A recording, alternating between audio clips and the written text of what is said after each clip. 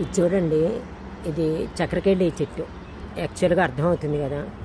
నాకు ఇక్కడ తెలిసిన వాళ్ళు ఆంధ్రాలో చక్రకేళీలు బాగా అమ్ముతారు, తెలంగాణలో దొరకవనంటే వాళ్ళకి తెనాలిలో తోట ఉందటండి.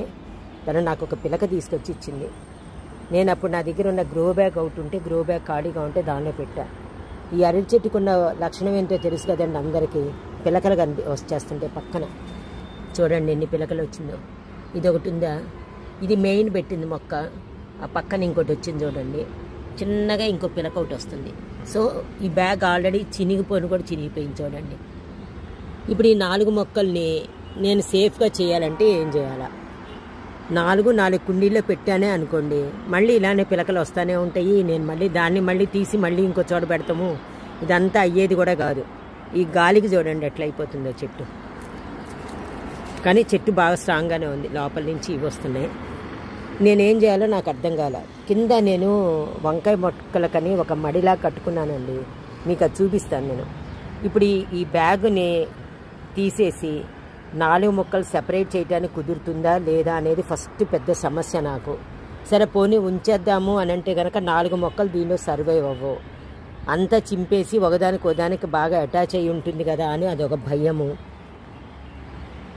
తీసేసి 4 విడివిడిగా పెడదాము, లేదా 2 బాగా వచ్చిన మొక్కలు 2 పెద్ద కుండీల్లో పెట్టేసి ఈ చిన్న పిలకలన్నా తీసుకెళ్ళి మడిలో పెట్టుకుంటే ఇవి ఎట్లయినా సర్వైవ్ అయినా అవ్వకపోయినా కూడా ఆ చిన్న పిలకలు తొందరగా సర్వైవ్ అవడానికి అవకాశం ఉంటుంది కదా.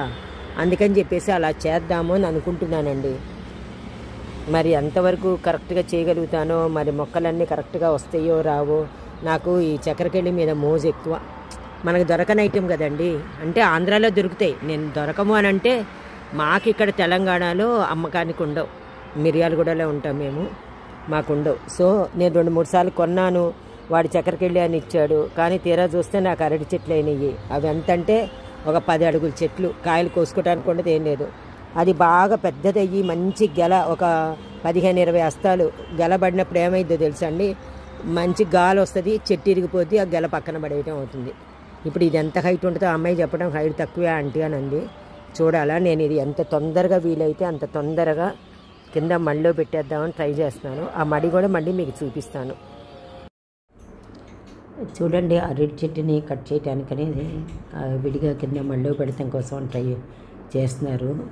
అది వర్కర్ అన్నాడు, మేడం ఇది చాలా కష్టం అండి, 4 మొక్కలు బాగా జాయింట్ అయిపోయినాయి, బాగా వెయిట్ ఎక్కువగా ఉంటుంది, నేను చేయలేనేమో అంటే ముందు ఐడియా ఇచ్చాను అనమాట. ముందు కవర్ కట్ చేసేయండి, ఆ కింద ఉన్న మట్టి కనుక మీరు తీస్తూ ఉంటే కనుక పైన మొక్కలు కదిలిపోతాయి కదా, దాన్ని బట్టి మీరు చేసుకోవచ్చు అని అన్నా.